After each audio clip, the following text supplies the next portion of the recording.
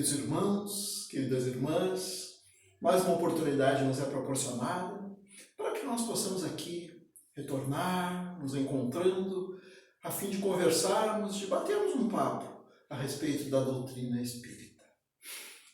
E agradecemos a Deus, então, por esta oportunidade. Para o nosso trabalho de hoje, nós convidamos um amigo que deve ser inseparável de todos nós. Aliás, este amigo, neste mês, agora de abril, ele está aniversariando. O nosso irmão, o nosso amigo, estará completando no próximo sábado, dia 18 de abril, 163 anos de idade, 163 anos de idade. E ele embora esta idade tão avançada, ele está extremamente lúcido. E ele está hoje aqui representado pelo O Livro dos Espíritos, a primeira obra básica basilar da doutrina dos Espíritos. E como, meus irmãos, nós não temos a possibilidade de ir ao centro espírita, nós aqui nos encontramos mais uma vez por meio das redes sociais, a fim de conversarmos sobre esta doutrina, que podemos dizer, uma doutrina viva.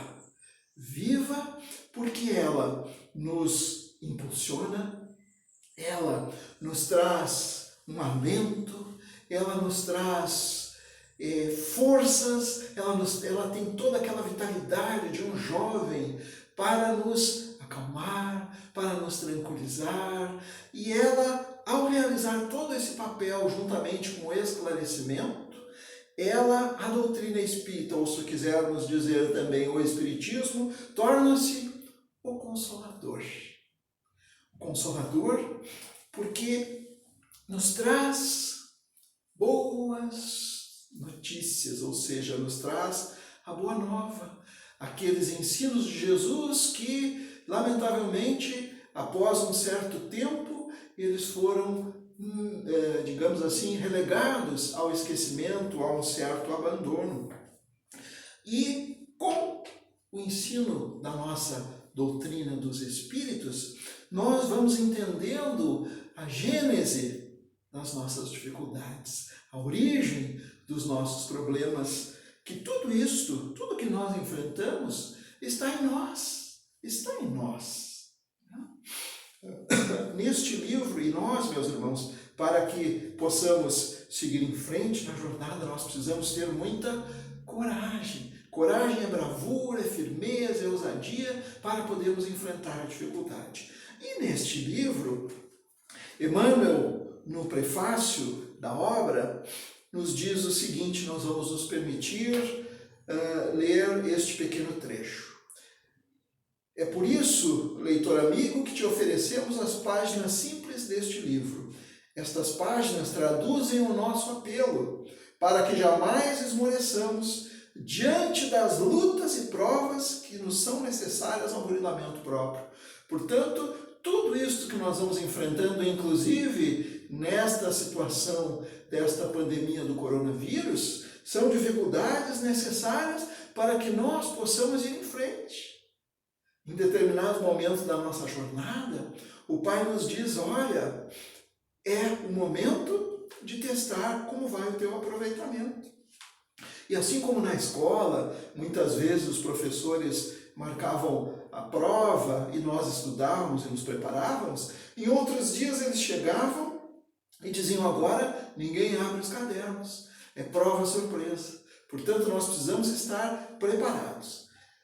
E o Emmanuel segue dizendo, porque ainda mesmo quando sitiados em todas as direções por dificuldade e desarmonia, que ainda vemos e muito nos dias de hoje, débito e sofrimento, haverá sempre um caminho de refazimento e libertação, que a esperança nos descerra ante a misericórdia de Deus.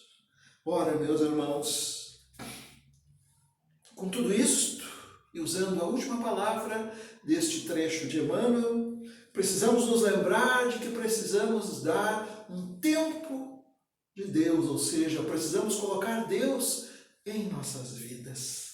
E colocar Deus em nossas vidas significará trazer Jesus para o nosso lar. Jesus no lar.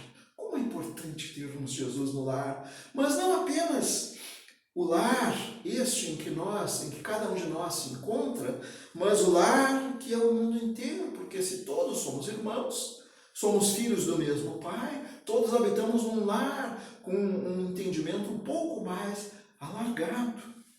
Por isso a necessidade, para termos Jesus no lar, que nós estejamos constantemente estudando o Evangelho de Jesus, que nos acalma nesses momentos em que nós vemos tanta agitação, tantas preocupações, tanto noticiário que vem nos trazer.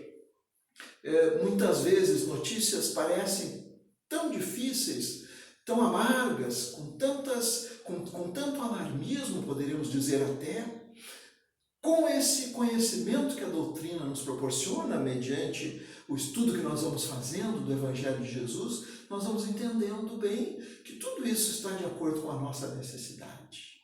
Tudo passando por aquilo que nós, ou tudo vindo de acordo com aquilo que nós precisamos enfrentar e ver e analisar para tirar dali a lição. Porque tudo tem a sua razão, tudo tem o seu sentido, porque nós partindo da existência de Deus, de um Deus bom, um Deus soberanamente justo e bom, que nos ama, que nos ampara, que nos auxilia, que coloca à nossa disposição um conjunto imenso de colaboradores seus, que são os nossos anjos de guarda, capitaneados pelo nosso Mestre Jesus, nós vamos em frente da melhor forma. E aí, meus irmãos, nós precisamos nos utilizar muito de um recurso extremamente importante e que é a prece. E aqui representada pelo Pai Nosso. Pai Nosso que estás no céu. Como é importante nós orarmos. E aqui retornamos a este livro Coragem, no capítulo 24, quando Emmanuel nos fala da lição intitulada Oração e Atenção, ele nos diz o seguinte: ora e pede. Em seguida, presta atenção. Precisamos ficar atentos, vamos orar, vamos pedir e vamos prestar atenção. Algo virá por alguém ou por intermédio de alguma coisa, doando-te na essência as informações ou os avisos que solicites. Oremos. Oremos ao levantar, agradecendo pela noite que nos foi ofertada, pedindo ajuda para o enfrentamento das questões todas do dia. Antes de dormirmos, também vamos orar, agradecendo pelo dia que tivemos, que possamos, na noite que se seguirá, descansar o veículo físico e nós, que não estaremos repousando, porque nós, espíritos, não precisamos desse tipo de repouso, quem sabe, possamos estar aproveitando de uma forma bem útil e construtiva este período de tempo. E ao orarmos, meus irmãos, em casa, podemos fazê-lo também à sombra do abacateiro. Nós aqui no nosso lar, com a graça de Deus, temos um abacateiro que ainda dá abacates. E é importante nós estarmos nesta oração, porque com ela parece que se abre um canal assim bem tranquilo, de uma forma direta, para nós conversarmos com Deus. E em função deste bate-papo que nós fazemos com o Pai, instala-se em nós mais calma, mais tranquilidade, porque, vejam, meus irmãos, todos nós já estamos enfrentando ou iremos enfrentar grandes e pequenos problemas. Porque, como vimos, eles nos são necessários, mas nós jamais, não importa qual seja o problema, qual seja a dificuldade, qual seja a amplitude desses problemas ou dificuldades, nós sempre precisamos ter a esperança que estará calcada no ensinamento de Jesus. E a esperança e a confiança em que algo positivo possa vir, possa estar conosco, não é? E nós possamos vislumbrar uma situação melhor ali adiante, para sabermos esperar. Porque nós, conhecendo o Evangelho de Jesus, sabemos que Deus estabeleceu as suas leis, as leis divinas ou as leis morais.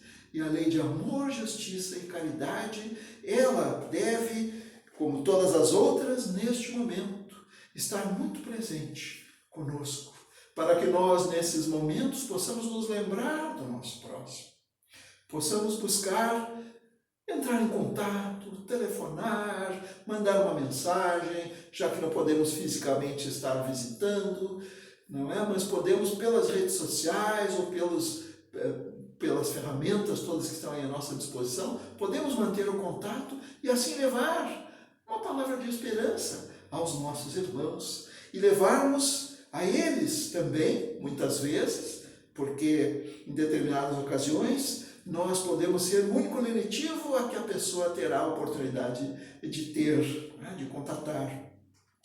E não só estas pessoas a quem levaremos o lenitivo, tem as perguntas da vida e nós também, poderemos levar a elas e encontrarmos para nós as respostas da vida.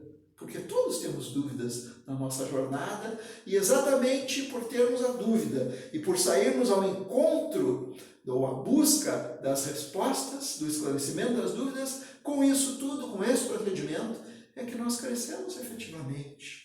E nós, meus irmãos, não apenas com a nossa prece diária, mas fazendo o Evangelho no lar ao menos uma vez por semana.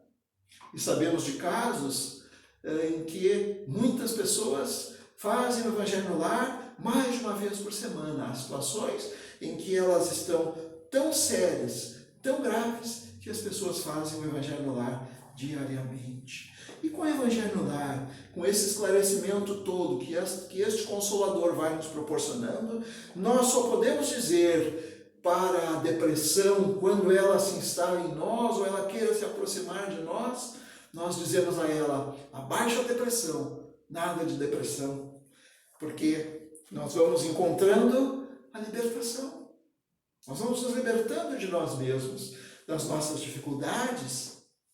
E todos nós, meus irmãos, neste momento, precisamos estar de mãos unidas. Ah, como é importante nós estarmos de mãos unidas, alcançarmos a mão para aquele que necessita, porque de mãos unidas nós temos mais forças para caminharmos em frente, para seguirmos na nossa jornada, aproveitando as aulas da vida. E Deus, Ele nos proporciona, sempre ou Ele nos indica o sinal verde para que nós sigamos na nossa jornada com otimismo com Jesus, meus irmãos. Otimismo. Como é importante nós sermos otimistas frente às dificuldades, esperançosos, tendo calma, tendo otimismo, porque sabemos que comandando este barco todo, esta nau que se chama Terra, está o nosso capitão, nosso grande capitão, que é o Cristo. E para nós concluirmos o nosso trabalho de hoje, nós encontramos nesta obra, atravessando a rua do nosso irmão Richard Simonetti, no capítulo 38, intitulado Valioso Presente, a lição que nos fala de Silvano, que fora atropelado, se distraíra, enfim, no trânsito, e fora atropelado. Entre várias semanas no hospital, debatendo se continuava encarnado ou não, ele fora tratado de inúmeras fraturas, e uma delas, irremediável, o deixou condenado, que é a expressão que o Simonetti usa, a uma cadeira de rodas. Nunca mais naquela encarnação ele andaria. Naquele momento veio o desespero, veio a depressão, a vontade de morrer. Depois a mágoa, a surda revolta contra o destino, enfim, aquele rápido acidente, aquele rápido instante, e todos os seus sonhos que ele tinha dali adiante foram por água abaixo. Embora ele tivesse se distraído, ele ainda guardava um rancor muito grande em relação àquele motorista que o havia atingido. Depois saiu do hospital, regressando ao lar, ele tornou-se um problema, sempre irritadiço, taciturno. Embora a esposa e os filhos tentassem animá-lo, enfim, ele não queria saber de nada, não havia dificuldades financeiras, embora ele não pudesse caminhar, ele podia se movimentar normalmente na cadeira de rodas. Mas ele conseguiu uma distração, que eram os livros, meus irmãos. Nós que estamos tanto tempo dentro de casa, temos esse amigo que é o livro, e no nosso caso, o livro espírita. E os livros lhe proporcionavam meios de esquecer aquele seu problema. Ele lia vorazmente. Até que um certo dia um garoto chegou à sua casa, informando tratar-se da entrega mensal do Clube do Livro Espírita, a qual se repetiria por 12 meses. Alguém que preferira o anonimato pagara a anuidade do Clube do Livro. E Silvano não tinha ideia de quem era o autor daquele presente.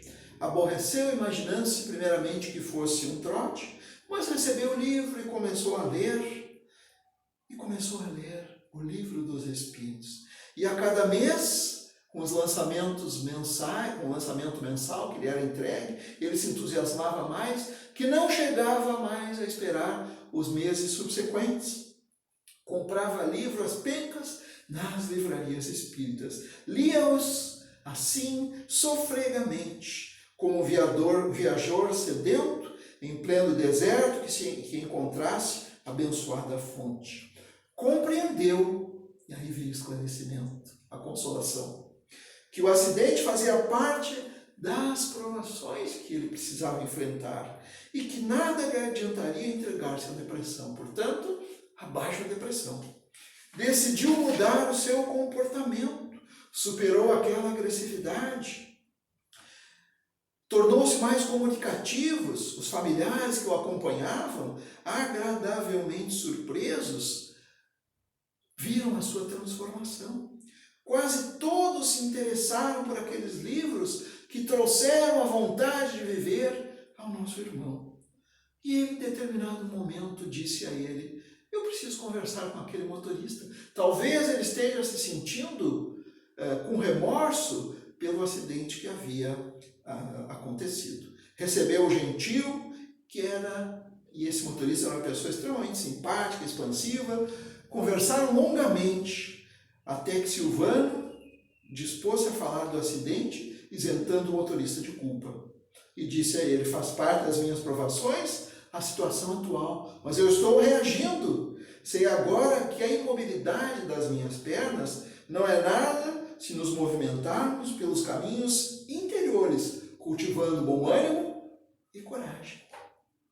Vejo com alegria, diz o motorista, que o tempo encarregou-se de ajudá-lo a superar o problema. Embora sem culpa no acidente, eu estive sempre preocupado com o amigo. E o Silvano: pois é, não se preocupe mais comigo. Eu estou bem consciente de que não há sofrimentos indevidos, nem situações difíceis motivadas pelo acaso. Tudo tem a razão de ser. E devo dizer-lhe que muito mais que ao tempo, devo minha atual disposição a um benfeitor desconhecido, abençoado irmão que me ofereceu um presente inestimável. Após falar dos livros que ele havia recebido, Silvano disse: tornei-me espírita. Melhor dizendo, estou tentando, não é fácil, porquanto tenho muitas deficiências. Nesse empenho, eu desejava avistar-me com 2 pessoas. A primeira, você, para pedir-lhe perdão por minha indelicadeza na época do acidente. Então vejam a transformação que o conhecimento espírita provocou no Silvano. Ele não achou o culpado mais, a não ser ele mesmo, como não culpado, mas como responsável pelo acidente. E o segundo, aquele que me trouxe, que me encaminhou os livros, não sei quem é, preferiu o anonimato. E o visitante, o motorista, sorri emocionado e esclarece: olha, amigo Silvano, eu não posso dizer que fico feliz por ter sido um instrumento para o seu resgate, mas rejubilo-me por ter contribuído em favor de sua iniciação espírita. A assinatura do clube foi presente meu. E o Simonetti termina e nós concluímos também a nossa participação. Perdemos muito tempo percorrendo lojas de quinquilharias à procura de hoje originalidades inúteis para presentear amigos e familiares, relegando ao esquecimento uma opção insuperável, o livro espírita. Esta cornucópia mágica de abundantes flores de esperança e conforto e frutos sazonados de renovação e paz. Portanto, meus irmãos, vamos seguir em frente, confiantes, acreditando, mais que acreditando, tendo a certeza de que Deus está comandando tudo isto por meio dos seus mensageiros. Oremos constantemente e vamos ao livro, que vai nos auxiliar a descedentarmos, a que nós entendamos melhor todo esse processo que acontece na nossa vida e tudo aquilo mais que nós devemos fazer para encontrarmos a felicidade verdadeira, que é o fruto, a felicidade é o fruto de todo o bem que nós espalharmos ao nosso próximo. Que as bênçãos do alto nos envolvam hoje e sempre. Muito obrigado, agradecemos a Deus e aos irmãos por mais esta oportunidade. Que assim seja.